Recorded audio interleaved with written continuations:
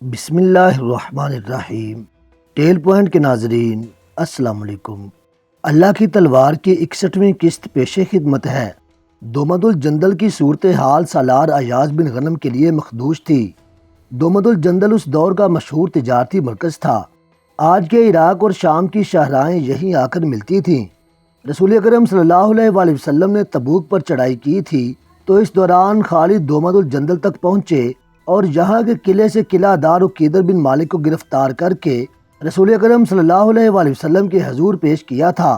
عقیدر بن مالک نے اسلام تو قبول نہ کیا، رسول اکرم صلی اللہ علیہ وآلہ وسلم کی اطاعت قبول کر لی تھی، لیکن حضور صلی اللہ علیہ وآلہ وسلم کی وفات کے بعد ارتداد کا فتنہ اٹھا تو اس شخص نے مدینہ کی وفاداری ترک کر دی اور عیسائیوں اور بت پرستوں کو ساتھ ملا کر ان کا سردار بن گیا تھا۔ ابو بکر رضی اللہ تعالیٰ عنہ نے عقیدر بن مالک کی سرداری کو ختم اور اس کے زیر اثر غیر مسلم قبائل کو اپنے زیر نگی کرنے کے لیے سالار ایاز بن غنم کو بھیجا تھا۔ ایاز تجربہ کار سالار تھے، لیکن دومد الجندل پہنچے تو دیکھا کہ عیسائیوں کا ایک بہت بڑا قبیلہ جو کلب کہلاتا تھا اپنے علاقے کے دفاع کے لیے تیار تھا۔ یہ قبیلہ جنگ و جدل میں شہرت رکھتا تھا۔ ایاز نے قلعے کو محاصرے میں لے لیا، لیکن عیسائیوں نے باہر سے مسلمانوں کو محاصرے میں لے لیا۔ ایاز کی فوج کو آگے بھی اور عقب میں بھی لڑنا پڑا۔ اس صورتحال نے جنگ کو ایسا طول دیا جو ختم ہوتا نظر نہیں آتا تھا، اور یہ صورتحال ایاز کے لیے روز بروز مخدوش ہوتی جا رہی تھی۔ خالد کا بھیجا ہوا کماندار واپس آیا تو اس نے خالد کو بتایا کہ ایاز بن غنم کیسے آئے گا، اسے تو خود مدد کی ضرورت ہے۔ کماندار نے دومد الجندل میں ایاز اور دشمن کی فوجوں کی پوزیشنیں تفصیل سے بیان کی۔ خالد نے پرجوش آواز میں کہا، خدا کی قسم میں یہاں انتظار میں فارغ نہیں بیٹھ سکتا، پیشتر اس کے کہ دشمن آگے آ جائے میں آگے بڑھوں گا۔ مدائن کی شہر پناہ مجھے پکار رہی ہے، کوچ کی تیاری کرو۔ مشہور مورخوں طبری اور بلازری نے لکھا ہے کہ خالد کی خود سری اور سرکشی مشہور تھی، وہ چین سے بیٹھنے والے سالار نہیں تھے۔ اس صورت میں کہ دشمن 4 شکستیں کھا چکا تھا اور اس کا نظام درم برم ہو گیا تھا اور مدائن کے شاہی ایوان میں ابتری پھیلی ہوئی تھی، خالد فارغ بیٹھ ہی نہیں سکتے تھے۔ خالد کا جاسوسی کا نظام بڑا تیز اور ذہین تھا۔ اس میں زیادہ تر وہ مسلمان تھے جو فارس میں غلاموں جیسی زندگی بسر کرتے رہے تھے۔ وہ ان علاقوں سے واقف تھے اور مختلف قبیلوں کی زبانیں سمجھ اور بول سکتے اور ان کا بحروب دار سکتے تھے۔ وہ مدائن کے محلات کے اندر کی خبریں لے آتے تھے۔ اب انہوں نے خالد کو خبریں دینی شروع کر دیں کہ فارس کی فوج کہاں کہاں موجود ہے اور کس جگہ کیا کیفیت ہے۔ ان کی اطلاعوں کے مطابق ایرانیوں کی فوج کی زیادہ تر نفری 2 شہروں میں تھی، ایک تھا عین التمر اور دوسرا انبار۔ عین التمر ہیرا کے قریب تھا اور انبار اس سے دگنے فاصلے پر آگے تھا۔ عین التمر دریائے فرات سے دور ہٹ کر واقع تھا اور انبار فرات کے کنارے پر تھا۔ خالد نے فیصلہ کیا کہ پہلے انبار پر حملہ کیا جائے۔ یہ بھی تجارتی شہر تھا جس میں غلے کے بہت بڑے بڑے ذخیرے تھے۔ جون 633 کے آخر میں خالد نے ہیرا سے کوچ کیا۔ ان کے ساتھ ان کی آدھی فوج یعنی 9000 نفری تھی جو حملے کے لیے بہت ہی تھوڑی تھی، لیکن خالد کو اللہ پر اور اپنی جنگی فہم و فراست پر بھروسہ تھا۔ وہ مفتوحہ علاقوں کو فوج کے بغیر نہیں چھوڑ سکتے تھے۔ عیسائی اور دیگر قبیلوں نے اطاعت تو قبول کر لی تھی، لیکن مسلمانوں کو بڑے تلخ تجربے ہوئے تھے۔ اطاعت قبول کرنے والے موقع ملتے ہی اطاعت سے منکر اور باغی ہو جاتے تھے۔ ہیرا میں خالد نے کاکا بن عمر اور اقرا بن حابس کو چھوڑا تھا۔ یہاں ایک غلطی کی وضاحت ضروری ہے۔ 2-4 تاریخ دانوں نے لکھا ہے کہ خالد ہیرا میں سالار ایاز بن غنم کے انتظار میں 1 سال رکے رہے۔ یہ غلط ہے۔ اس دور کی تحریروں سے صاف پتہ چلتا ہے کہ خالد نے ہیرا میں پورا 1 مہینہ بھی انتظار نہیں کیا، نہ انہوں نے امیر المسلمین کو یہ پیغام بھیجا کہ وہ ان کے حکم کے خلاف سالار ایاز کا انتظار کیے بغیر مدائن کی طرف پیش قدمی کر رہے ہیں۔ خالد اپنی 9000 سپاہ کے ساتھ فرات کے کنارے کنارے بڑی تیزی سے بڑھتے گئے۔ ان کے جاسوس مختلف بحیروپوں میں دریا کے دوسرے کنارے پر آگے آگے جا رہے تھے۔ انبار سے تھوڑی دور رہ گئے تو خالد نے فرات عبور کیا اور اس کنارے پر چلے گئے جس پر انبار واقع تھا۔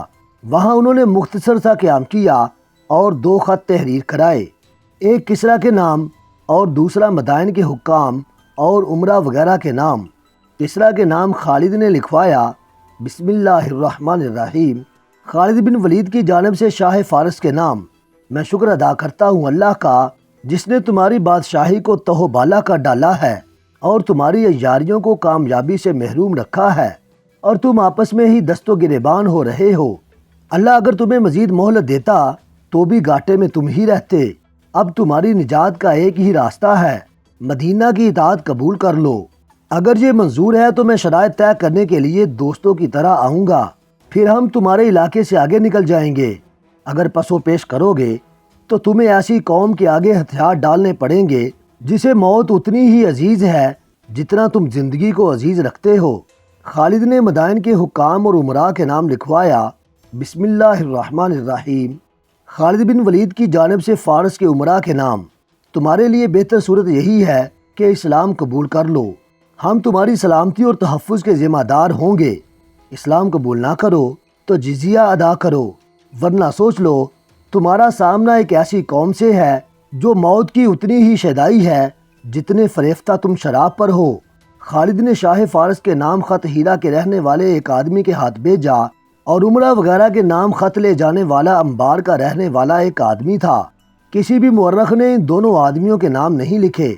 انبار جس علاقے میں تھا وہ سابات کہلاتا تھا۔ سابات آج کل کے ضلعوں کی طرح تھا اور انبار اس ضلع کا سب سے بڑا شہر تھا۔ سابات کا حاکم یا امیر شیرزاد تھا جو اس وقت انبار میں مقیم تھا۔ وہ دانشمند اور عالم تھا۔ اس میں عسکری صلاحیت ذرا کم تھی، لیکن انبار میں فوج اتنی زیادہ تھی کہ اسے عسکری سوجھ بوجھ کی ضرورت ہی نہیں تھی۔ اپنی فوج کے علاوہ اس کے ساتھ عیسائیوں کی بے شمار نفری تھی۔ اتنی زیادہ فوج کے علاوہ انبار کی شہر پناہ بڑی مضبوط تھی اور دفاع کا یہ انتظام بھی تھا کہ شہر کے ارد گرد گہری خندق تھی جس میں پانی تھا۔ اس طرح انبار کو ناقابل تسخیر شہر بنا دیا گیا تھا۔ خالد کے لیے تو یہ اس لیے بھی ناقابل تسخیر تھا کہ ان کی فوج کی کل نفری 9000 تھی۔ انبار کے جاسوسوں نے مسلمانوں کی فوج کو شہر کی طرف آتے دیکھا تو انہوں نے شیرزاد کو جا بتایا۔ پھر سارے شہر میں خبر پھیل گئی کہ مدینہ کی فوج آ رہی ہے۔ شیرزاد دوڑا گیا اور دیوار پر جا چڑھا۔ اسے جاسوسوں نے مدینہ کی فوج کی نفری 10,000 بتائی تھی۔ دیوار پر کھڑے شیرزاد نے مسلمانوں کی فوج کو دیکھ کر کہا، نہیں، یہ دھوکہ ہے۔ جنہوں نے ہماری اتنی زبردست فوج کو یکے بعد دیگرے 4 لڑائیوں میں شکست دی ہے، وہ اتنے احمق نہیں ہو سکتے کہ اتنے بڑے قلعہ بند شہر پر حملہ کرنے کے لیے اتنی قلیل فوج لائیں۔ یہ ان کی فوج کا ہر اول ہوگا۔ اگر ہر اول نہیں تو اتنی ہی فوج پیچھے آ رہی ہوگی یا کسی اور سمت سے آ رہی ہوگی۔ شہر کے لوگوں میں افراتفری مچ گئی تھی۔ انہوں نے مسلمانوں کے بڑے دہشت ناک قصے سنے تھے۔ انہوں نے اپنی شکست خوردہ فوج کے زخمیوں کو اور میدان جنگ سے بھاگ کر آنے والوں کو دیکھا تھا۔ ان کا خوف و ہراس بھی دیکھا تھا۔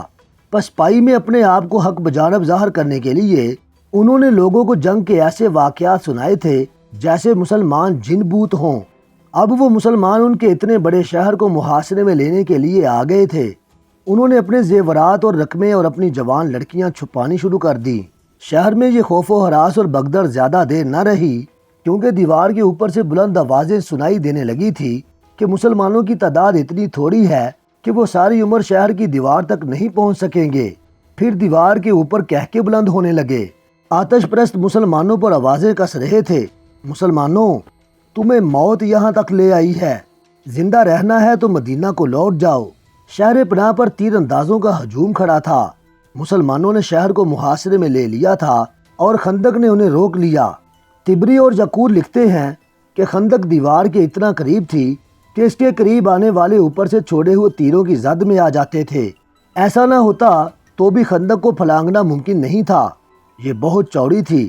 تیر انداز مسلمانوں پر ہنس رہے تھے اور وہ ہزاروں کی تعداد میں دیوار پر یوں کھڑے تھے جیسے مسلمانوں کا تماشا دیکھ رہے ہوں۔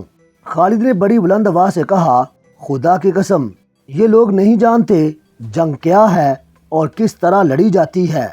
مورخ لکھتے ہیں کہ انبار ہر لحاظ سے ناقابل تسخیر تھا، لیکن خالد کے چہرے پر پریشانی کا ہلکا سا بھی تاثر نہیں تھا۔ وہ پرسکون تھے۔ رات کو انہوں نے اپنے خیمے میں اپنے سالاروں کو یقین دلایا کہ فتح انہی کی ہوگی، لیکن قربانی بہت دینی پڑے گی۔ انہیں صرف یہ بات فتح کی امید دلا رہی تھی کہ شہر کی دیوار اتنی اونچی نہیں تھی جتنی قلعوں کی ہوا کرتی تھی۔ صبح طلوع ہوتے ہی خالد گھوڑے پر سوار ہوئے اور شہر کے ارد گرد گھوڑا دوڑانے لگے۔ وہ دیوار اور خندق کا جائزہ لے رہے تھے۔ انہوں نے اپنے سالاروں سے کہا کہ انہیں 1000 ایسے تیر اندازوں کی ضرورت ہے جنہیں اپنے نشانے پر پورا اعتماد ہو اور جن کے بازوؤں میں اتنی طاقت ہو کہ کمانوں کو کھینچے تو کمانیں دوہری ہو جائیں اور عام تیر اندازوں کی نسبت ان کے تیر بہت دور جائیں۔ خالد نے کہا، جلدی، بہت جلدی، ہمیں شام تک اس شہر میں داخل ہونا ہے۔ تھوڑی سی دیر میں 1000 تیر انداز آ گئے۔ یہ چنے ہوئے تھے اور سب کے سب جوان اور بڑے مضبوط جسموں والے تھے۔ خالد نے کہا، تم سب خندق تک اس طرح ٹہلتے ہوئے جاؤ کہ کمانیں تمہارے ہاتھ میں لٹک رہی ہوں، ایسا لگے جیسے تم ٹہلتے ٹہلتے خندق کے قریب چلے گئے ہو۔ جو ہی خندق کے قریب جاؤ، نہایت تیزی سے ترکشوں سے تیر نکالو، کمانوں میں ڈالو اور دیوار پر کھڑے دشمن کے تیر اندازوں کی آنکھوں کا نشانہ لے کر تیر چلاؤ، پیشتر اس کے کہ وہ جان سکیں کہ یہ کیا ہو گیا ہے۔ ایک اس کے بعد پھر ایک تیر چلاؤ۔ مورخ طبری کے مطابق خالد نے حکم دیا تھا، صرف آنکھیں۔ 1000 تیر انداز خالد کے حکم کے عین مطابق آہستہ آہستہ خندق تک گئے۔ دیوار پر دشمن کے سپاہی ہنس رہے تھے اور بے پرواہی سے کھڑے تھے۔ انہیں مسلمانوں کا کوئی ارادہ نظر نہیں آ رہا تھا کہ وہ خندق کو پھلانگنے کی کوشش کریں گے۔ خندق کے قریب پہنچ کر ان 1000 تیر اندازوں نے اوپر دیکھا، ادھر ادھر دیکھا، خندق میں دیکھا اور احمقوں کی سی حرکتیں کی۔ آتش پرستوں کے تیر اندازوں نے ان پر تیر چلانے کی ضرورت محسوس نہ کی، حالانکہ مسلمان تیر انداز ان کی زد میں تھے۔ اچانک مسلمان تیر اندازوں نے ترکشوں میں سے ایک تیر نکالا، پلک جھپکتے تیر کمانوں میں ڈالے، کمانے آگے کر کے دشمن کی آنکھوں کے نشانے لیے اور تیر چھوڑ دیے۔ 1000 تیروں میں سے بیشتر آتش پرستوں کے تیر اندازوں کی ایک آنکھ میں اتر گئے۔ مان بعد مسلمان تیر اندازوں نے 1000 تیر چھوڑے، پھر 1000 اور۔ یہ کہنا صحیح نہیں ہو سکتا کہ مسلمانوں کا کوئی بھی تیر خطا نہیں گیا۔ تاریخوں میں لکھا ہے کہ زیادہ تیر دشمن کی آنکھوں میں لگے اور شہر میں یہ خبر تیز ہوا کی طرح پھیل گئی، ہمارے سینکڑوں سپاہیوں کی آنکھیں ضائع ہو گئی ہیں۔ جب ان سینکڑوں سپاہیوں کو شہر پناہ سے اتارا گیا تو شہر کے لوگوں نے ہر ایک کی ایک آنکھ میں تیر اترا ہوا اور ان زخمیوں کو کربناک آہوزاری کرتے دیکھا۔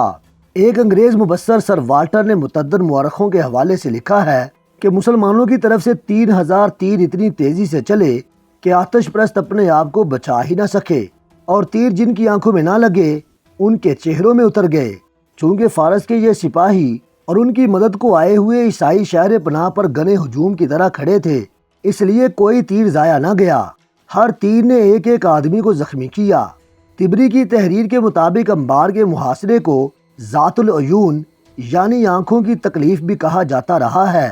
مسلمانوں کے اس وار نے شہر کے لوگوں پر ہی نہیں، فارس کی فوج پر بھی خوف طاری کر دیا۔ مسلمانوں نے تو جادو کا کرتب دکھا دیا تھا۔ سابات کا آتش پرست حاکم شیرزاد دانشمند اور دور اندیش آدمی تھا۔ اس نے بانپ لیا کہ اس کی فوج میں لڑنے کا جو جذبہ تھا وہ ماند پڑ گیا ہے۔ اسے یہ احساس بھی تھا کہ اس کی فوج پہلی شکستوں کی بھی ڈری ہوئی ہے۔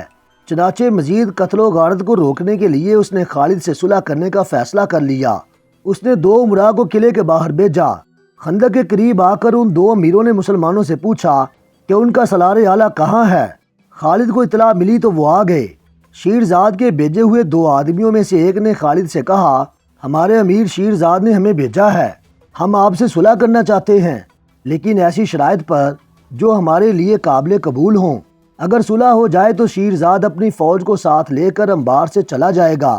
خالد نے کہا، شیرزاد سے کہو کہ شرطیں منوانے کا وقت گزر گیا ہے، اب شرطیں ہماری ہوں گی اور تم لوگ ہتھیار ڈالو گے۔ دونوں آدمی واپس چلے گئے اور شیرزاد کو خالد کا پیغام دیا۔ شیرزاد نے اپنے سالاروں کی طرف دیکھا۔ ایک سالار نے کہا، ہم اتنی جلدی ہتھیار نہیں ڈالیں گے۔ دوسرے سالار نے کہا، ہمارے پاس فوج کی کمی نہیں، مسلمان خندق سے آگے نہیں آ سکتے۔ شیرزاد نے سر ہلایا۔ یہ ایسا اشارہ تھا جس سے پتہ نہیں چلتا تھا کہ وہ شہر کا دفاع جاری رکھنا یا خالد کے پیغام پر غور کر کے کوئی اور فیصلہ کرنا چاہتا ہے۔ اس کے سالاروں نے اس کے اشارے کو جنگ جاری رکھنے کا حکم سمجھا اور وہ شہر پناہ پر آ گئے۔ 1000 مسلمان تیر انداز جنہوں نے انبار کے 2000 سے زائد سپاہیوں کی آنکھیں نکال دی تھیں، پیچھے ہٹ گئے۔ خالد نے شہر کے ارد گرد ایک اور چکر لگایا اب وہ صرف خندق کو دیکھ رہے تھے۔ انہوں نے خندق پار کرنے کا تہیہ کر لیا تھا۔ ایک جگہ خندق کی چوڑائی کم تھی، لیکن اتنی کم نہیں تھی کہ دور سے گھوڑا دوڑاتے لاتے اور وہ خندق پھاند جاتا۔ خالد کے دماغ میں ایک طریقہ آ گیا۔ انہوں نے حکم دیا کہ اپنی فوج کے ساتھ جتنے اونٹ کمزور یا بیمار ہو گئے ہیں انہیں آگے لے آؤ۔ ایسے بہت سے اونٹ تھے جو پورا سامان اٹھانے کے قابل نہیں رہے تھے۔ خالد کے حکم سے ان اونٹوں کو ذبح کر کے خندق میں اس جگہ پھینکتے گئے جہاں خندق کم چوڑی تھی۔ اتنے اونٹ ذبح کر کے خندق میں ترتیب سے پھینک دیے گئے کہ ایک پل بن گیا۔ خالد نے بلند آواز سے کہا، اللہ نے تمہارے لیے گوشت اور ہڈیوں کا پل بنا دیا ہے، اب ہم خندق کے پار جا سکتے ہیں۔ اونٹوں کا یہ پل ہموار نہیں تھا، ان کے ڈیر پر چلنا خطرناک تھا، پاؤں پھسلتے تھے لیکن گزرنا بڑی تیزی سے تھا۔ اشارہ ملتے ہی پیادہ مجاہدین کودتے پھلانگتے اس عجیب پل سے گزرنے لگے۔ چند ایک مجاہدین پھسلے اور گرے اور وہ پانی میں سے نکل کر اونٹوں کی ٹانگیں گردنیں وغیرہ پکڑتے اوپر آ گئے۔ شہر پناہ سے دشمن کے تیر اندازوں نے تیروں کا مینہ برسا دیا۔ ادھر آنکھیں پھوڑنے والے مسلمان تیر اندازوں نے بڑی تیزی اور مہارت سے تیر اندازی جاری رکھی۔ اب ان کی تعداد 1000 نہیں، خاصی زیادہ تھی۔ اونٹوں کے پل سے گزرنے والوں میں سے کئی مجاہدین تیروں سے زخمی ہو رہے تھے، لیکن وہ رکے ہوئے سیلاب کی طرح خندق سے پار جاتے اور پھیلتے رہے۔ مورخوں نے لکھا ہے کہ مسلمانوں کا یہ اقدام غیر معمولی طور پر دلیرانہ تھا۔ وہ زخمی تو ہوئے، شہید بھی ہوئے، لیکن انبار کی فوج پر اس اقدام کا جو اثر ہوا وہ اس کے سپاہیوں کے لڑنے کے جذبے کے لیے مہلک ثابت ہو رہا تھا۔ ان پر مسلمانوں کی دہشت پہلے ہی غالب تھی۔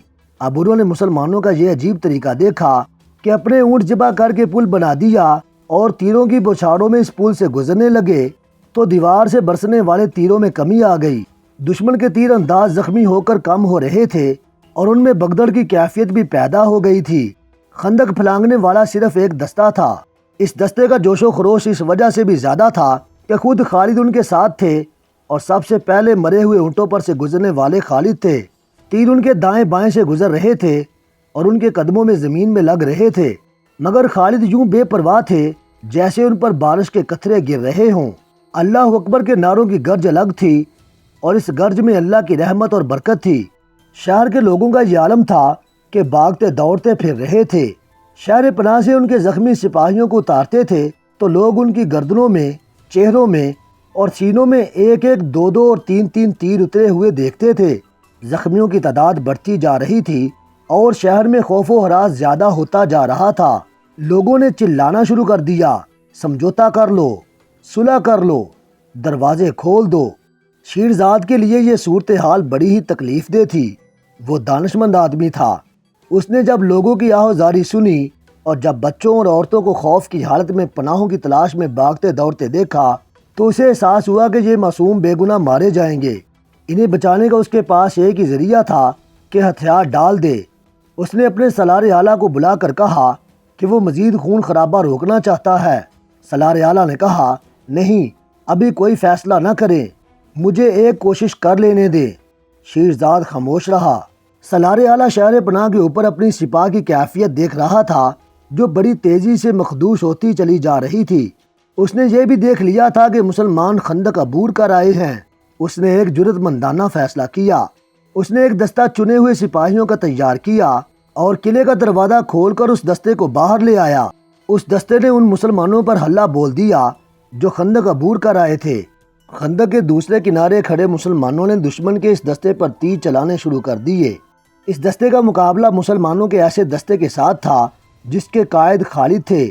مسلمانوں کے تیروں کی بچھاڑوں سے آتش پرستوں کے دستے کی ترتیب اور یکسوئی ختم ہو گئی۔ خالد نے اس دستے کو اس طرح لیا کہ اپنے دستے کو دیوار کی طرف رکھا تاکہ خندق کی طرف سے مسلمان تیر انداز دشمن پر تیر برساتے رہیں۔ خالد اس دستے کو خندق کی طرف دھکیلنا چاہتے تھے۔ گمسان کا مارکا ہوا۔ آتش پرستوں کے کئی سپاہی خندق میں گرے اور باقیوں کے قدم اکھڑ گئے۔ اس دستے کے سالار نے اس ڈر سے دروازہ بند کرا دیا کہ مسلمان اندر آ جائیں گے۔ دروازہ بند ہوتے ہوتے دشمن کے اس دستے کے بچے کھچے سپاہی بھاگ کر اندر چلے گئے۔ خالد شہر پناہ کا جائزہ لینے لگے۔ وہ مجاہدین کو اس دیوار پر چڑھانا چاہتے تھے جو آسان نظر نہیں آتا تھا۔ انہیں معلوم نہ تھا کہ دیوار کی دوسری طرف ایرانی فوج اور شہر کے لوگوں کی حالت کیا ہو چکی ہے۔ قلعے کا دروازہ ایک بار پھر کھلا۔ اب دروازے میں صرف ایک آدمی نمودار ہوا۔ اس کے پیچھے دروازہ بند ہو گیا۔ اس نے ہاتھ اوپر کر کے بلند آواز سے کہا، وہ شہر کا ایلچی ہے اور صلح کی بات کرنے نکلا ہے۔ اس کے ساتھ ہی شہر پناہ سے تیر برسنے بند ہو گئے۔ اے آگ کے پوجنے والے، جب اسے خالد کے سامنے لے گئے تو خالد نے اس سے پوچھا، اب تو کیا خبر لایا ہے؟ کیا زرتشت نے تم لوگوں سے نظریں پھیر نہیں لی؟ کیا اب بھی تم لوگ اللہ کو نہیں مانو گے؟ ایلچی نے کہا، اے اہل مدینہ، میں کسی اور سوال کا جواب نہیں دے سکتا۔ میں حاکم سابات شیرزاد کا ایلچی ہوں۔ شیرزاد نے کہا ہے کہ تم لوگ اسے اور اہل فارس کو شہر سے چلے جانے کی اجازت دے دو تو شہر تمہارے حوالے کر دیا جائے گا۔ طبری اور واقدی لکھتے ہیں کہ خالد یہ شرط بھی ماننے کے لیے تیار نہیں تھے۔ انہوں نے ایک بار پھر شہر کی دیوار کی بلندی دیکھی اور سوچا کہ اس پر کس طرح چڑھا جا سکتا ہے، لیکن بہت مشکل تھا۔ خالد نے کہا، حاکم سبات شیرزاد سے کہو کہ خالد بن ولید اس پر رحم کرتا ہے۔ اسے کہو کہ وہ فارس کے فوجیوں کو ساتھ لے کر شہر سے نکل جائے، لیکن وہ ان گھوڑوں کے سوا جن پر وہ سوار ہوں گے اپنے ساتھ کچھ نہیں لے جا سکیں گے۔ وہ اپنا سب مال اموال پیچھے چھوڑ جائیں گے اور وہ ہماری فوج کے سامنے سے گزریں گے۔ اگر اسے یہ شرط منظور نہ ہو تو اسے کہنا تیار ہو جائے اس تباہی کے لیے جو اس نے پہلے کبھی نہیں دیکھی تھی۔ ایلچی واپس چلا گیا۔ خالد نے شہر کے ارد گرد اپنا حکم پہنچا دیا کہ تیر اندازی روک لی جائے۔ بقیہ حصہ انشاءاللہ ہم اگلی ایک ساتھ میں بیان کریں گے۔